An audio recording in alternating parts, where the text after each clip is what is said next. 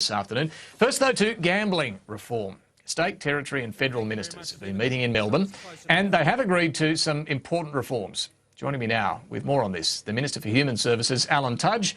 Thank you for your time. Let's start with what David, you did agree on. Are you able to share with us what came out of today's talks?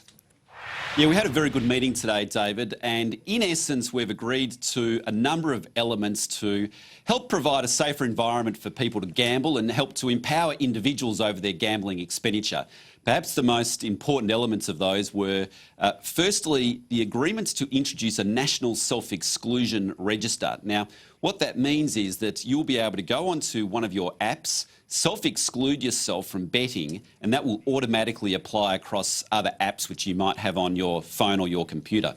We've also agreed, as you outlined in your introduction, to prohibit lines of credit being offered by gambling providers to their customers.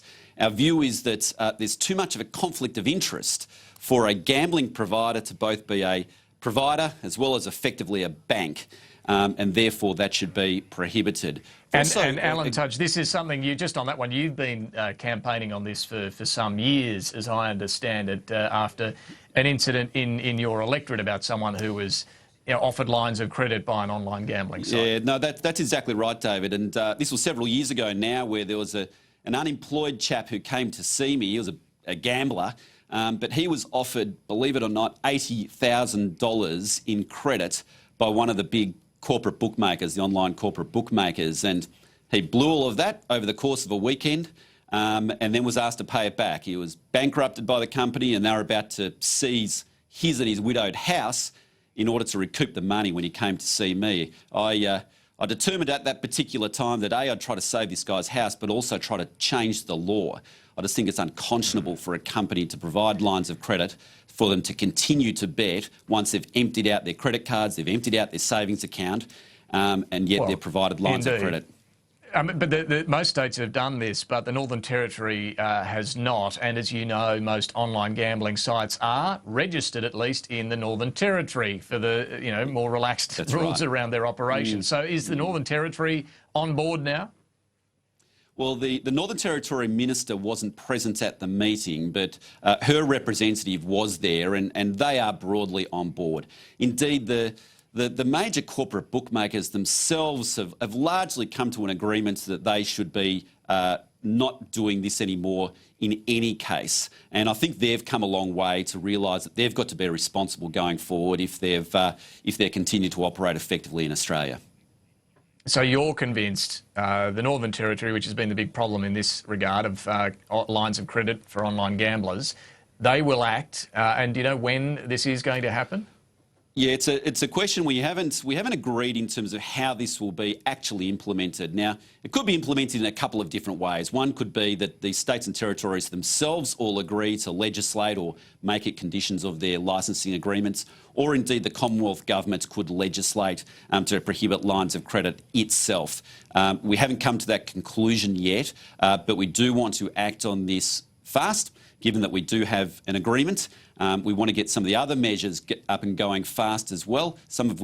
Many of them we think we can implement by the end of the year. A national self-exclusion register, because of an IT build and the like, might take a little bit longer, but we're absolutely determined to put these measures in place to provide a safer environment, to empower individuals over their gambling, but to still allow people to have a punt if they want to, but in a safer environment. Yeah, it's the problem gamblers that are the issue. And tell me about this self-exclusion register. So if you know you've got a problem, you were saying you can just get online. Where do you go to and how does that work to ensure that you're not going to be enticed to spend too much?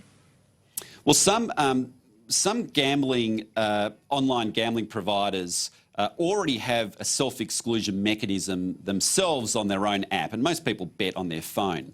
But we also know from the research that most people have more than one gambling app on their phone. And in fact, often they'll have 2, 3 or 4.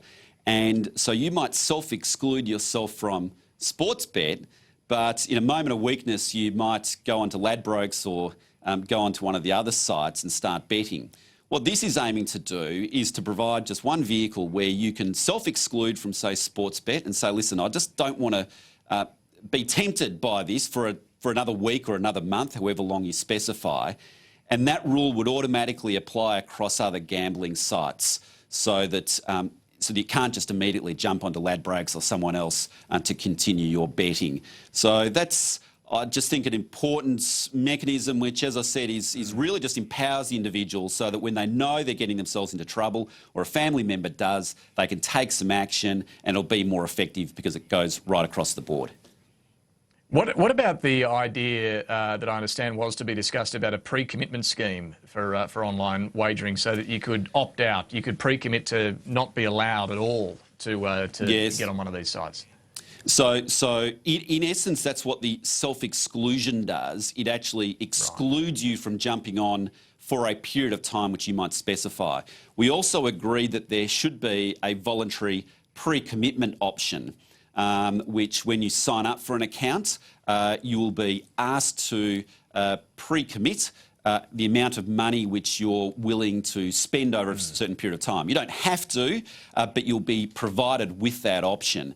And again, I think that it's something that many people will take up, because what we find is that people start betting and don't quite realise how much they've bet or how much they've lost, almost until it's too late. So this is another mechanism which I think will empower individuals over their expenditure, and hopefully prevent fewer people from getting themselves into trouble. Probably another initiative which goes hand in glove with that is the commitment to ensure that people are getting regular activity statements as well, which are very clearly outlined precisely how much they've bet, how much they've lost in any period of time. So again, that they can see that clearly in black and white. Their family members might be able to see it as well, and so people can intervene if required. It's very interesting. Alan Tudge, can I turn to another aspect of your portfolio away from the gambling issues? Job seekers who don't turn up to job interviews when they're on the dole. They're required to. The front page Telegraph story earlier this week suggesting that you were keen to get tough on them once again, or try to at least. What are you planning? Well, David, the issue here is that amongst all of the job seekers, say 700,000 job seekers, the vast majority, 2/3, do the right thing every single time. They barely miss an appointment. But you've got a cohort of maybe 100,000 people who are continually missing appointments, not searching for work, not taking the job interviews, not taking the jobs when they're being offered. Now, you've actually, in amongst that 100,000, perhaps half have got some serious issues going on in their life. And we actually want to be able to identify those people earlier. That's one thing we want to do. The other half, I think, are frankly taking the taxpayer for a ride and are deliberately trying to skirt the system. Now, on the face of it, we've got some pretty tough penalties in place, but Labor introduced a waiver mechanism when they were in government, which effectively allowed people to avoid facing any financial penalty simply by ringing up and agreeing to re-engaging in an activity. It could be an activity as simple as a short training course. And as a result of that, virtually no one suffers a financial penalty for serious breaches of their mutual obligations. And that's what we're concerned about. So we would like to see a system which, on the one hand, finds the people who need support and finds them early so we can offer it. But on the other, for the category of people who are just skirting the system, to be able to actually have some proper expectations upon them, to say, you've got to search for work, you've got to take the job interviews, and you've got to take that job. And if you don't, there will be financial penalties. And I think that that's only fair, that's only reasonable to them and the taxpayer. So you talk there around about 50,000 from what you're saying who are skirting the system, in your words. You would want them to face the full penalty of, 8 weeks, no dole payments at all? Well, in some respects, I think that's one of the weaknesses of the present system, is that some of the penalties initially for maybe your first breach or your second breach are quite weak, but then all of a sudden there's an 8-week penalty which could be applied with no dole for 8 weeks. And I can understand why there's therefore a reluctance from, say, either the job search providers or indeed my Centrelink officials to apply that, because they might see it's too onerous. I think there should be a proportionate penalty. It should be an immediate penalty for when people are deliberately doing the wrong thing and haven't got any reasonable excuse for doing so. So forget 1 breach, 2 breach. If they miss a job interview without a reasonable explanation, you'd have some sort of penalty, not the 8-week penalty, but some sort of penalty straight away. Well, at the moment, most people don't suffer any penalty at all. Last year, not a single person lost a cent for failure to job search, not a single person. Now, you can't tell me that every single job seeker was diligently job searching all day, every day, all year.